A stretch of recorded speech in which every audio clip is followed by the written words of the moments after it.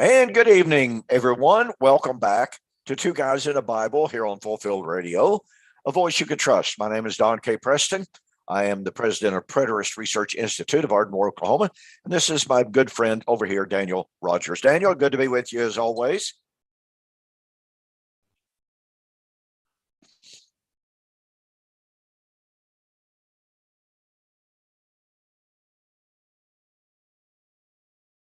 Yeah, I have to tell you, that was an agonizing decision to make. Uh, I absolutely love the theme that we had picked out, which is all Israel shall be saved, Romans 11:25 to 27, obviously. Uh, I was very, very excited about the speakers you included. And, everything just keeps piling up and piling up and piling up. And with our for lack of a better term, crisis, office crisis, and all of the pressures that have been going on and the demands of that. It was just like, oh man, because although I've got in my head the lessons that I wanted to give, I didn't have my PowerPoints, and as you well know, well, of course, you're a lot better at it than I am, but preparing PowerPoints is a really, really, really time consuming thing. And I don't do all of the fades in and fades out, this and that and the other that you do to make them really attractive. I'm really basic, but nonetheless, putting together PowerPoint presentations is very time consuming, and I hadn't even really started to do that for mine. And here we are in June, and so in talking to the other speakers besides you, I just felt like, and by the way, the speakers that I've spoken to, and Alan Morton included, of course, my webmaster does all of the organization, and getting everything formatted and what have you. Everyone pretty well agreed. They thought it was probably a good idea for this year. Lord willing, nothing happens. We'll come back next year with a bang. And hopefully we'll even have an additional speaker or two. I've got a couple of guys in mind that I've spoken to in the past that they've had some really, really traumatic issues going on in their life. One of them, extremely talented guy, but his wife has stage 4 cancer at the time. And man, so, he's obviously in no circumstance to devote time to something like this. Funnily enough, one of the speakers, Kyle Elliott, he had his lessons actually recorded. But he told me on the phone that it's actually good that he could postpone it till next year because they weren't really top notch, because he had all kinds of stuff going on this spring that was just an awful series of events. So he was sort of kind of relieved that he had another year to kind of prep and rework and, re-record. Yeah. So. Well, that's good. And I spoke to Scott Fisher, of course, who was going to have 2 lessons, and he's driving a truck now, and he was somewhat relieved as well. And he told me, he said, I really think this is the best decision that you could have made. So, it's one of those very unfortunate situations that we had no idea that everything was going to happen as it did. We didn't want it to happen like it did. But hey, we'll drop back 10 yards and punt this year, and we'll come back stronger than ever next year, Lord willing. And, everybody's still healthy and ready to go. There we go. And maybe we could do it in person next year.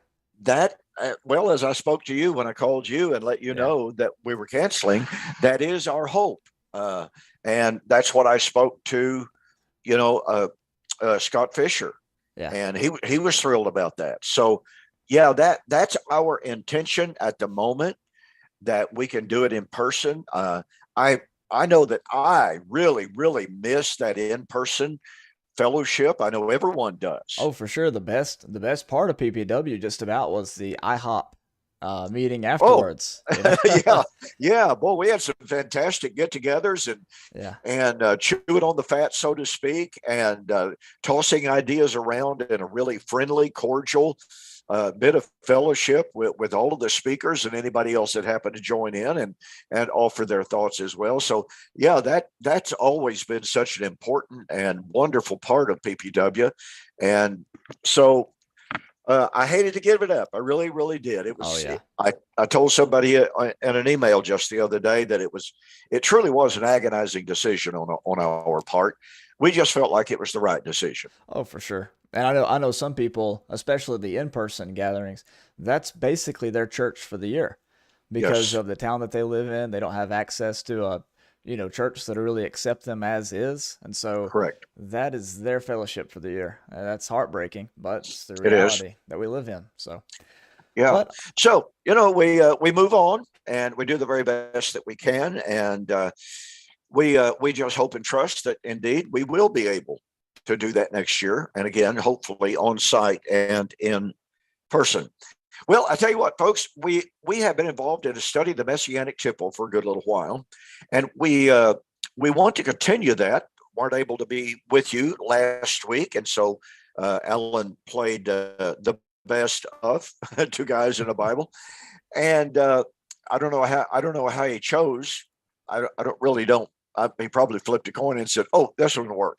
So anyway, I was speaking to Daniel before we came on air, and I made the suggestion that we share with you this evening a program on what I call and what he and I both call temple eschatology. And I was sharing with Daniel that in this book that I'm currently working on, which is entitled The Last Day, the Last Hour, the Last Trumpet Resurrection, it is an in-depth study. The book is currently about 350 pages long, but it's an in-depth study of the relationship between the resurrection and the Feast of Sukkot. Now, I've certainly discussed some of the other feast days, but not in depth. I'm really, really honestly focused on Sukkot, the Feast of Harvest, the Feast of Ingathering, as the ultimate type, as the ultimate foreshadowing of the end time resurrection. And boy, oh boy, oh boy, has this research been exciting. I mean to tell you, there have just been times. I've got a good friend. I've never even met him face to face, but I consider him a really good friend because he's so helpful. Robert Cruikshank. I don't know if you know him or not. Are you aware of him? yeah, I've been connected with them through Michael Miano. Oh yeah, yeah, okay, yeah. Well, anyway, I call Robert my PDF guy Mm. because I will contact him, and I don't know if he is a member of some of the scholarly research forums, Yeah. or I don't know exactly where he finds all of the PDFs that he comes up with. But I contacted him well over a year ago, and I said, okay, here's what I'm working on. I need some PDFs, scholarly PDFs on the relationship between the Feast of Tabernacles and eschatology. Oh my goodness. The next thing you know, I'm just getting email after email after email from Robert with all these absolutely wonderful PDFs, all of whom, I mean, these were PhD dissertations. These are master's degree dissertations. These are postgraduate. I mean, these are professorial type of PDFs. But I mean, these PDFs are by some of the really, really top scholars in their field. And I have just spent hour after hour after hour going over these PDFs. And some of these scholars have made connections. And this is not too surprising because this entire field of the feast days of Israel being connected to eschatology is something that I've only been tapped into for about the last 15, maybe 18 years. And so, as I mentioned, and I've only been tapped into it for the last 6 years. Well, when I first began listening to a guy named Bill Cannongeiser, and I'm sure you didn't know Bill, he was a real tall, thin fella. He was a walking treasure house when it came to the feast days. He's in that picture of you and William and Max and Larry Siegel. And, yes, 1997 Oklahoma City Conference. Yep, that's right. But Bill is the very first person to ever give me insight into the importance of the feast days and their typological meaning. Following hard on that, and of course, really feeding on that, was a lesson by David Curtis at a conference, I think in Sparta, North Carolina, in which he gave a lesson on the feast days. And I'll never forget that. I mean, I was sitting there being bludgeoned with new information that was so obviously truthful, that was so obviously insightful, that was so obviously connective.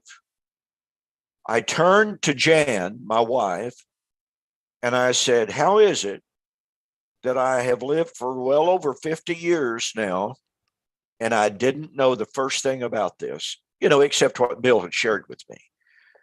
And I was literally stunned at my own ignorance. I am still stunned at my own ignorance when I'm studying this issue from time to time. And I said in a video just the other day that as I'm writing this book, and I've been working on this book now for approximately 3.5 years. And it's been relatively slow because, again, as I mentioned in the video that I was making, since a lot of this is still brand new to me, I'm having to go slow. If I read a reference here, if I read a quote, if I read a claim about the feast days here, I don't just take it as the truth. I want to document it in this source, this source, this source.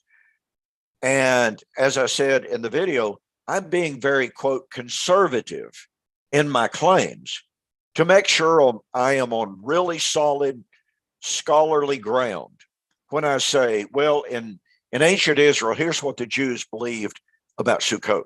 And here's the relationship with resurrection. And here's, on and on. So that's one of the reasons why it's taken me so long to write this book. And I'm super excited. I put the quote, unquote, finishing touches on 2 chapters over the last week and a half. And that's a major accomplishment. Believe you me, it really has been. Because again, I'm just going so slow, making sure that I'm really, really on good, solid ground, academically, from a scholarship perspective, most of all from the biblical perspective, checking this, checking that. So it's been an incredibly, incredibly exciting journey to get where I'm at in the writing of this book. One of the chapters that I have, quote, finished, unquote, is on temple eschatology. And this entire concept of the incredible relationship between the Jerusalem temple and eschatology began to dawn on me. Well, I don't even know exactly how long, but it's been a long time. Once in a while, Daniel, I know that you're this way. I know that anyone who has been on the journey toward covenant eschatology, this has happened to them. A thought comes dancing through your mind, and you go, "Oh, okay, okay, or I'll come back to that." And it might be 6 months, it might be a year, and this time it doesn't come tiptoeing through. But because you've been doing additional study, additional reading, unconscious or subconsciously, your mind has been correlating and assimilating. So this time, when this thought that initially came tiptoeing through your mind, this time it comes like a freight train. Yeah. And you're going, holy cow, that's awesome. So that's what's been happening with me in regard to the subject of temple eschatology. Go ahead. I see you wanted to say something. Oh yeah, I was going to say that happens all the time. You run across a verse and you say, that's pretty interesting. But then the more that you study the subject, the more and more that verse sort of fits into what you're doing there, and then you begin to notice things in the context and parallel passages, and it introduces just new themes and concepts that continuously blow you away. I've got a little notebook I bought from Walmart, just a little kind of like a fake moleskin notebook. It's got a little strap on it. And I carry, even if I'm going to a restaurant, I'll carry it with me in there, because if I'm having a conversation with someone, or even having a conversation with my mashed potatoes and Yeah, and something me comes too. across, you Yeah. got to go up there and I write it all out. And when I go back and develop it, or I'll make its own little page and develop it, and then go put a check mark by the where I just dashed it down. And that has been so helpful in collecting my thoughts and stringing things together. Um, you talked about this thing about the feast days. I'm taking this class on hermeneutics, and we're having to do these different Bible interpretations in different sections of Scripture. For example, we had to do one in a selection from the Gospel accounts. We had to do one in a section from Revelation. I chose Revelation 21, of course. We had to choose one from Acts, from the letters. Well, now we just did the law, and one of the options of passages we could choose was Leviticus 23. And I said, "Oh boy." So, Oh yeah. yeah, I just hopped onto that one. I had that assignment done in like 5 minutes. It was great. So we'll hopefully get some good feedback from it. But you're right. This subject of the feast days, the more that you think about it and study it, the more relevant it becomes. And when you start to see all the little hints, just a little breadcrumbs that are just dropped ever so casually in the prophets, like Isaiah 65 and 66, and they'll come from everywhere and worship in Jerusalem, which is obviously reference to the festal pilgrimages. And then you begin to see these things as the backdrops of Jesus's ministry and some of Paul's writings, his little allusions here and there. There's just no end to this vast subject. And when you see all of that in the context of temple, yeah, then the restoration of the temple becomes very important for a proper biblical eschatology. Well, what you said there is just absolutely spot on. The Gospel of John, I think we mentioned this maybe 2 weeks ago, that scholarship down through the centuries has said, well, the Christology of the book of John is so advanced, so developed. The book could not have been written at an early date. It had to have been written by some guy in the second, maybe even the beginning of the 3rd century. And interesting how the Gospel of John could have been accepted as written by John if everyone knew it was a fake. But anyway, anyway, when I was in seminary, to call the Church of Christ Preacher School seminary, one of my professors, or the professor for the gospel, and this is a good example of what I meant a while ago. Something comes tiptoeing through it first, and then later it comes roaring through. But one of the professors made mention of the fact that the entire Gospel of John is built around the feast days. Yeah. He didn't develop it in depth, at length, and the reason being that he did not personally have any insight on the significance of the feast days. He simply pointed out, this is just a fact that's recognized by scholarship. Scholarship understands John was developing the entire ministry of Jesus around the feast days. Does that not cause us to go, why? What was it about the feast days that John wanted to insert Jesus into those feast days? Yeah. And tell us, on such and such feast, Jesus was in Jerusalem to celebrate and to observe and what have you. Yeah, there's got to be a reason for this. Yeah, exactly. And that's a wonderful argument for an earlier date for John. Is the Jewishness of the book. It was argued that it was written to a Gentile audience, maybe dealing with early forms of Gnosticism, but the overwhelming, Jewishness of the book, I think, is probably the best evidence for an early date for the book, for the Gospel of John, especially. But that's a good point that you. Yeah, as a matter of fact, I don't know if you've read the book or not. It's a little bit of a tough read, just simply because of its style. But John A.T. Robinson wrote a book entitled "The Priority of John." It's a thick book somewhat, but John A.T. Robinson was one of those men, academics. Academically, you didn't challenge his academics. You might question his theology, but his academics, his history, his Greek, etc., are just beyond challenge. And that's one of the arguments that he made. He develops the Jewishness and the acute awareness of an extremely early strata of information that is in the Gospel of John, that anyone writing after the fall of Jerusalem in AD 70, for instance, right, who was not intimately familiar with everything about Jerusalem and the feast days, etc., would have no clue about.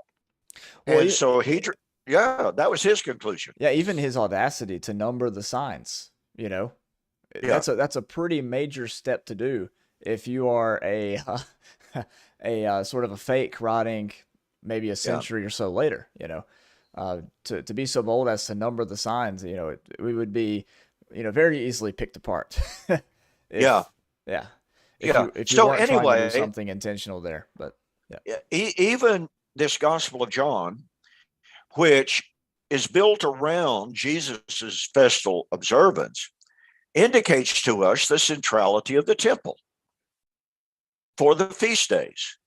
Now, why bring this up? Well, because the New Testament writers tell us that the feast days were, as late as AD 62 AD, shadows of the good things that were about to come. Now, it's absolutely fascinating to me, Daniel. When I was growing up, and I've said this on many, many occasions, and I've said this in a gazillion different online discussions and debates with individuals, when they say, well, Colossians chapter 2 very clearly says the law of Moses was nailed to the cross.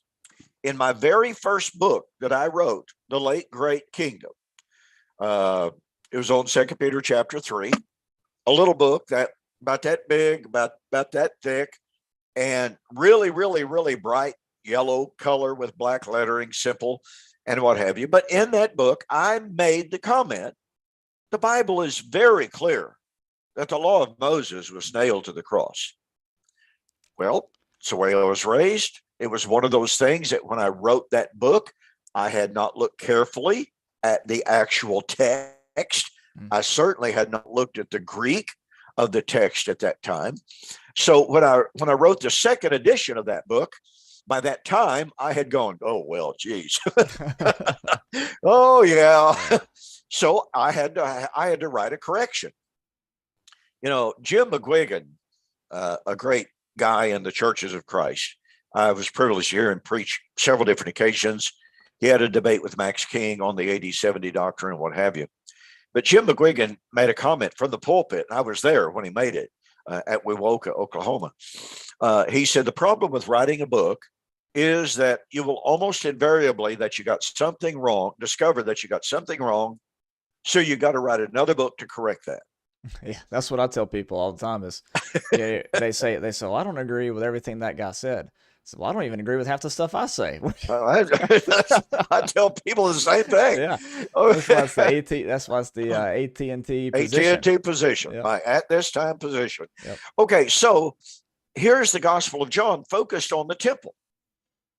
And again, the reason for that is Colossians chapter 2, people insist that it teaches that the law of Moses was nailed to the cross, when in fact it teaches just the opposite.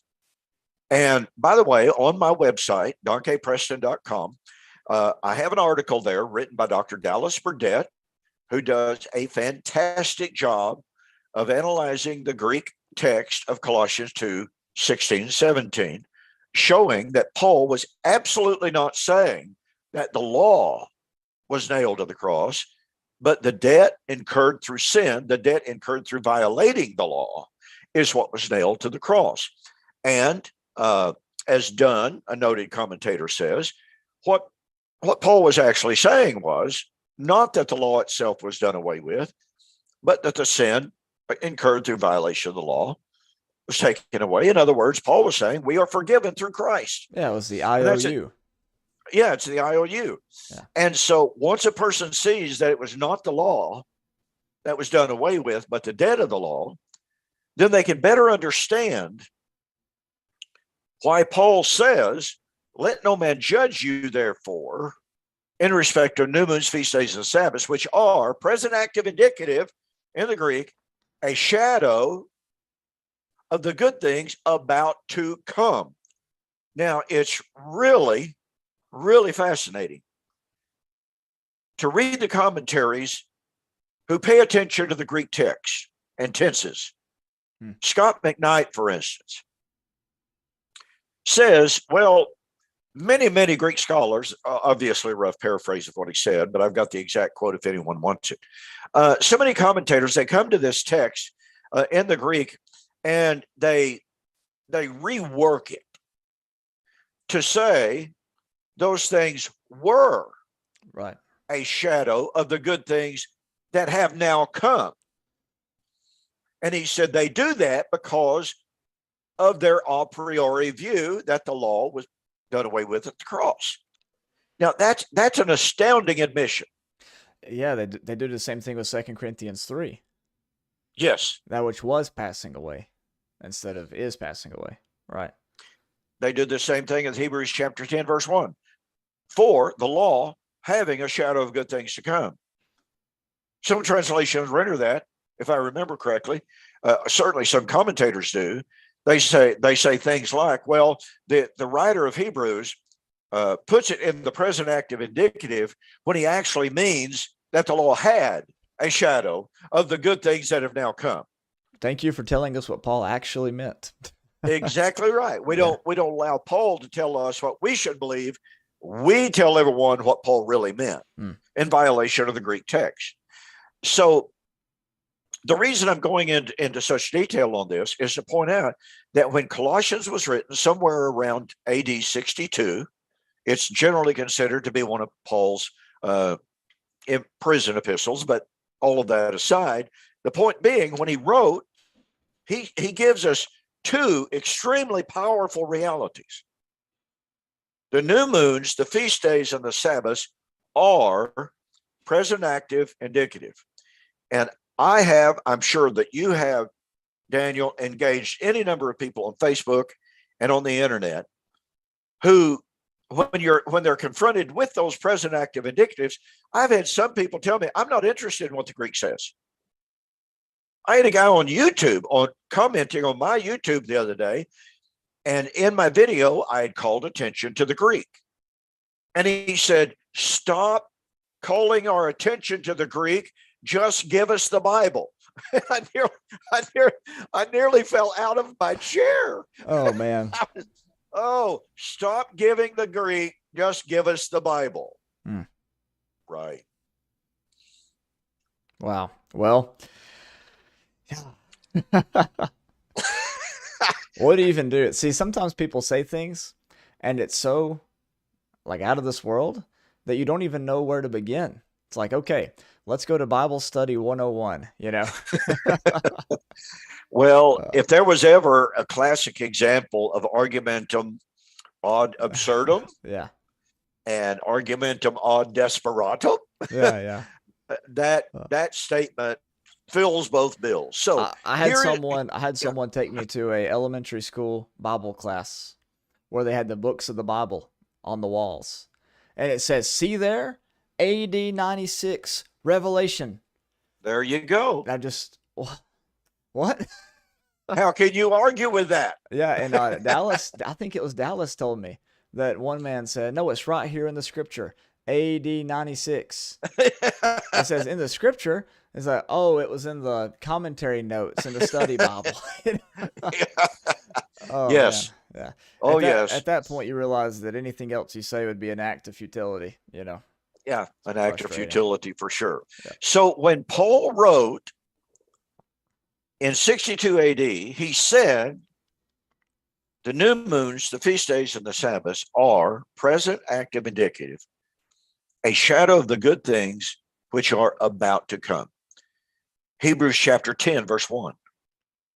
As the author describes the Day of Atonement practices about the high priest killing the sacrifice, entering in the most holy place, coming back out. And he tells us Christ had appeared once at the end of the ages to put away sin by the sacrifice of himself. He had entered into the most holy place there to offer his blood. He would appear again the second time, apart from sin, for salvation to those who eagerly look for him. For, and boy, this is one of those chapter divisions that's so unfortunate. Oh, yeah. I mean, chapter 10, verse 1, just, oh my goodness. Anyway, he tells us why Christ had to appear the second time. Christ would appear the second time, apart from sin, for salvation, for the law having a shadow of good things to come. So when Hebrews was written, ostensibly a little bit, not much, but a little bit after Colossians, some differ, but nonetheless, you have these passages, all of which were written prior to AD 70, telling us that those feast days were a shadow of good things about to come.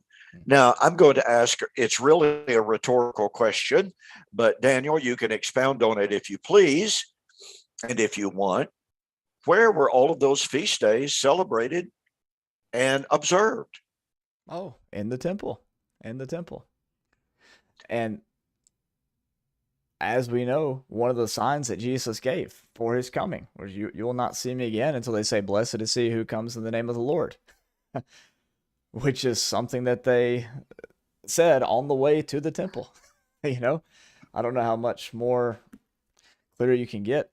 Another part of this, though, Don, is, as I'm sure all of our listeners have heard several times before, but bears repeating now on the off chance that someone new is listening, or if they just need to be reinforced a little bit.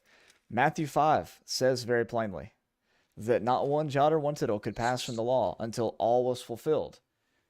If, therefore, Hebrews 10 and Colossians 2 say that the law was a shadow of good things to come, it couldn't have been fully fulfilled by the cross. Things pertaining to Jesus' personal ministry, his suffering, his death, his resurrection, yes, those things were fulfilled. But the latter feast days of the booths and Day of Atonement and the Feast of Trumpets, those things had yet to be fulfilled. And that's exactly what Paul's talking about in Colossians 2, and that's what Paul's talking about in Hebrews 10, especially with the Day of Atonement. Therefore, the law could not have passed away. And Hebrews 10 says just that.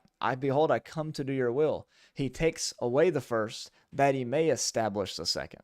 It was something that was about to pass away, about to be fulfilled, but it had yet to be fulfilled yet. When would it be fulfilled? Peter talks about this in 1 Peter 2, when that spiritual house made out of stones would be finalized. Then, as chapter 4 says, all things would come to an end. He says the end of all things were at hand. Talking about things pertaining to the old covenant. Obviously not talking about heaven and earth. We're still here. But all things, the end of all things at hand, meant the old covenant things pertaining to the law. Those things were about to be fulfilled because he could look around and see that the temple was on its way to being completed. The new covenant was on its way to being completed.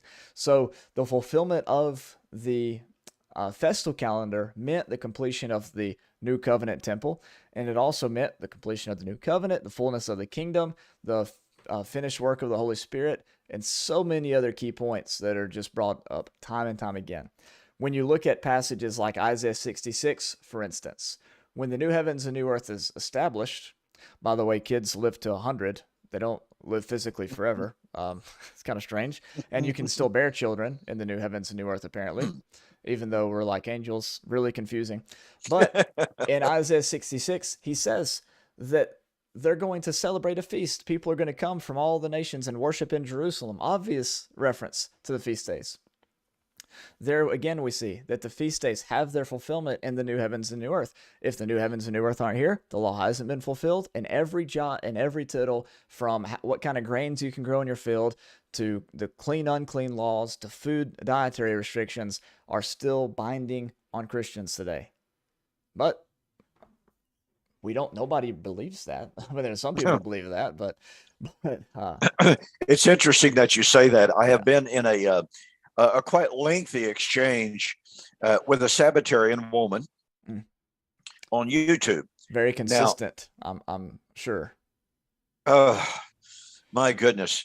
To say that confusion abounds. Now, I will say this woman is cordial. She is knowledgeable, but she is so self-contradictory. And she's the one that brought up Matthew 5:17 and 18, strangely enough, because after all, heaven and earth is still here. Therefore, the law has not passed away.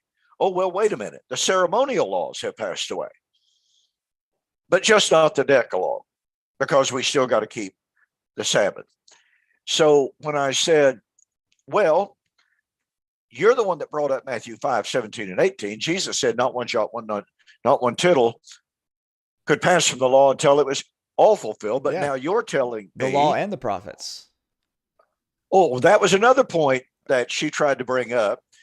She tried to say, well, Jesus didn't say that everything in the prophets had to be fulfilled. He said, do not think that I have come to destroy the law and the prophets. I did not come to destroy, but to fulfill. And I pointed out, I said, are you aware of what ellipsis is, what an ellipsis is? I really don't think she'd ever heard the term. I don't think she was in any, even in a vague way, familiar with the term. Pardon me. I pointed out when Jesus said, not one jot or one tittle shall pass from the law, that's an elliptical statement. By the use of ellipsis, Jesus was saying, not one jot, not one tittle shall pass from the law or the prophets, which he came to fulfill, would pass until it was all of the law, all the prophets, was fulfilled.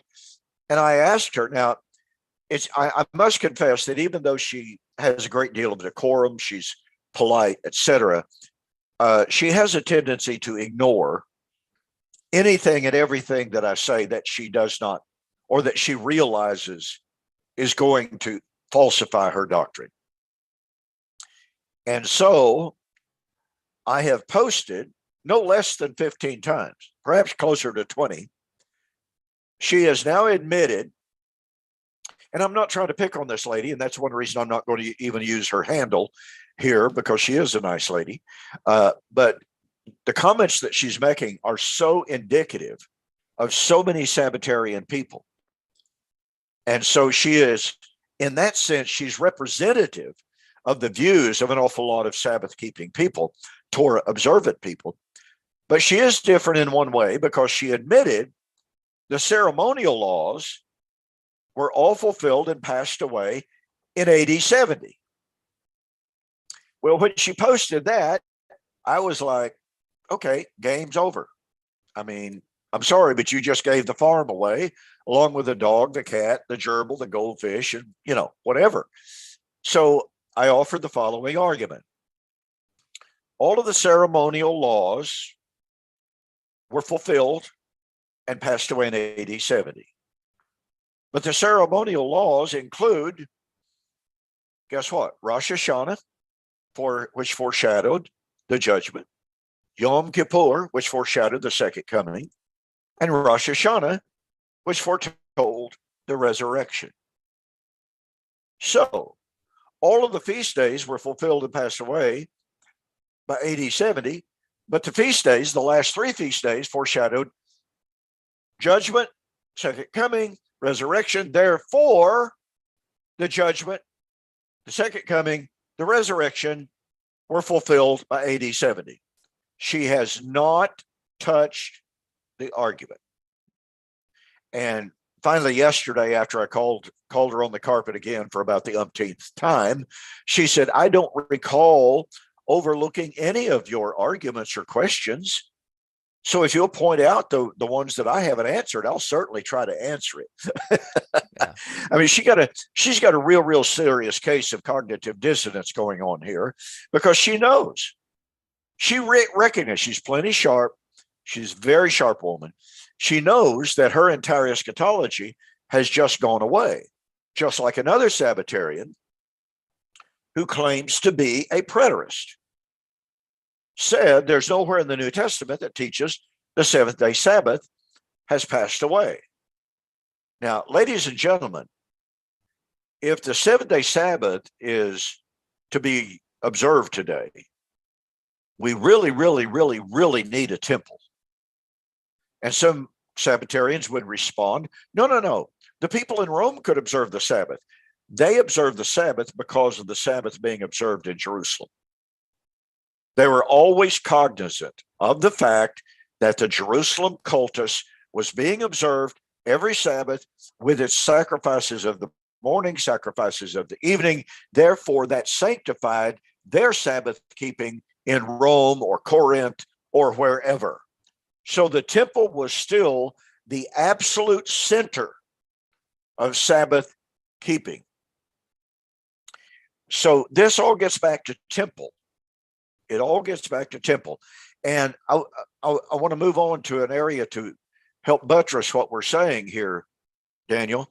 I've never read, never heard anybody suggest that the Jerusalem temple did not have to be standing for the fulfillment of the first 4 of the feast days. Do you know if anybody's ever taught that the temple didn't have to be standing? No, because being able to point to what was going on in the temple and saying this is that was extremely important. Okay.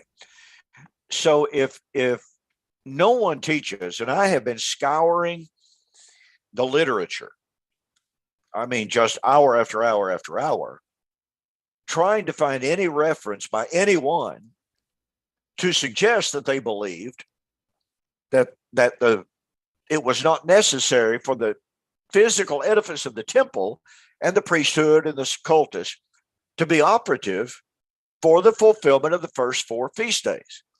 Well, I don't know how in the world a person would ever even begin to make an argument that it did not have to be standing to fulfill, because after all, these are types and shadows. What were types and shadows? The actions of the Passover. For instance, in several bits of scholarly literature that I have discovered, at the very moment Jesus was on the cross and he cried out, "It is finished." Well, in the first place, an awful lot of people misunderstand that. They think he was saying, okay, the old law's done. I'm dying. The old law's gone away. No.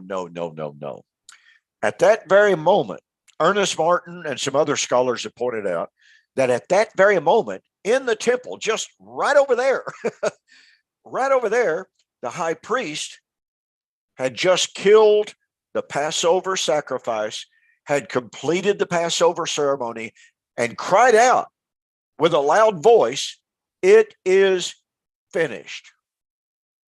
So here is the literal physical temple and the literal physical Passover sacrifice, which was a shadow of the better things. And here is Jesus on the cross that Paul said in 1 Corinthians chapter 5 and verse 5, Christ is our Passover. There's the high priest crying out, "It is finished." He didn't mean the atonement was finished. He didn't mean the judgment was finished. He didn't mean Sukkot was finished. He certainly didn't mean time was finished. He was saying Passover is finished. And Jesus was saying his sacrifice was finished. No more suffering on the part of Christ. Now, if it's true that the Jerusalem temple had to be standing for the typological first 4 feast days to be fulfilled, I wonder upon what basis anyone could possibly, theoretically even, argue, oh, well, yeah, the temple had to be standing for the first 4 feast days, to be fulfilled, but it doesn't have to be standing for the fulfillment of the final three. Can you think of a possible theoretical argument to justify that claim, Daniel? Nope, I can't. I mean, you would almost have to have a rebuilt temple, But and of course, guess what? That's precisely what the dispensationalists argue for. Right. Amillennialists do not recognize the centrality of temple eschatology.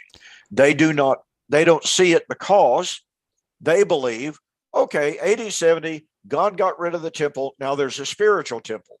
Well, the spiritual temple is not the temple in which the typological day of Rosh Hashanah is practiced.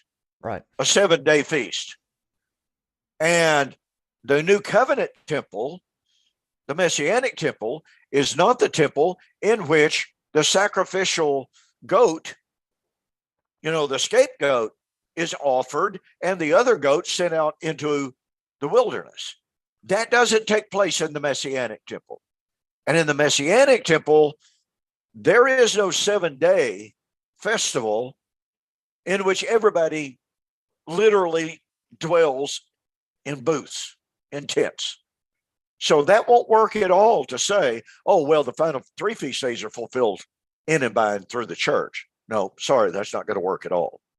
You have to spiritualize the feasts, but if you spiritualize them, then you're pointing to the fact that they've been fulfilled. When were they fulfilled in actuality? They had to be fulfilled in the Jerusalem temple as the high priest went through the Rosh Hashanah ceremonies of offering all of these animal sacrifices, pointing to the coming judgment, pointing to the salvation of the nations, and on it goes. And so my point being here, if it was necessary for the Jerusalem temple to be standing, literally physically standing, for the fulfillment of the first 4 feast days, then I suggest that demands, and we'll get to a text here momentarily, that demands that the Jerusalem temple had to be standing in order for the fulfillment of the last 3 feast days. In other words, for the judgment, the second coming, and the resurrection to take place. Go ahead, Daniel. Yeah. This makes so much sense in light of Luke 21:20-23, wherein Jesus says that it would be at the fall of Jerusalem when no stone will be left upon another of the temple, that all things written would be fulfilled, is what he specifically says. He says these are the days of vengeance in which all things written would be fulfilled. All things couldn't be written. All things could not be fulfilled until all things were fulfilled, including Rosh Hashanah and Yom Kippur and also Sukkot. So to try to separate these two ideas really just comes from one's on presuppositions, or it comes from a total lack of the centrality of the feast days, like you mentioned a while ago, which is probably the case 9 times out of 10. Most people have probably never even considered that the word convocation means dress rehearsal. And it was as David Curtis points out, and it was foreshadowing what life would be like under the Messiah. Probably people have never thought that Ezekiel 37 couldn't have its fulfillment apart from the fulfillment of the Feast of Sukkot. People may have never thought that Zechariah 14's fulfillment was tied up with the fulfillment of the Feast of Sukkot. But when you do that, then you have judgment and the rivers of life and no more day or no more night, all references, the removal of the curse, all things that are reiterated in Revelation 21 and 22.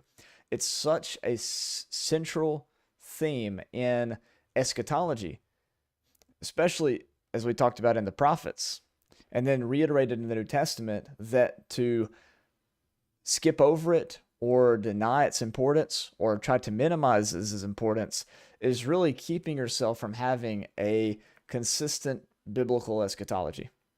That's why there's so many confusion about the nature of the new heavens and new earth, and the nature of the kingdom really goes back to in one sense, a misunderstanding or maybe just even a simple ignorance about the importance of the fulfillment of all the things that were written in the law, and not just a few key passages here or there that seem to fit with someone's desired eschatological paradigm. Just perusing Revelation 21, or just Revelation in general, with the mention of the trumpets, and then you have the tabernacles and the running living waters in chapter 22, and everything associated with that. I don't see how you could really miss the importance of the feast days, especially after someone, even a esteemed opponent, begins to point out, that. I think any honest person would have to go, okay, there's something here. Even if I don't agree with Don, there's something here that I need to slow down and pay a little bit more attention to. And so I'm glad to see that, people like Scott McKnight and N.T. Wright and others are beginning to bring these things out. And I'm excited to see in my lifetime, hopefully, the implications and the logical conclusions to some of these, revelations in popular media begin to click in with more and more of mainstream, churches, so. Oh yeah. I've said this many, many times.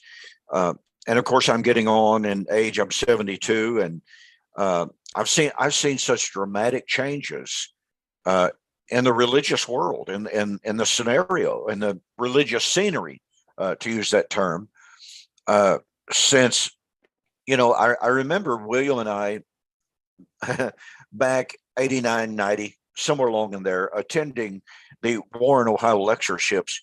And afterwards, after each night's lectureship, we would get together, generally speaking, in Max King's home.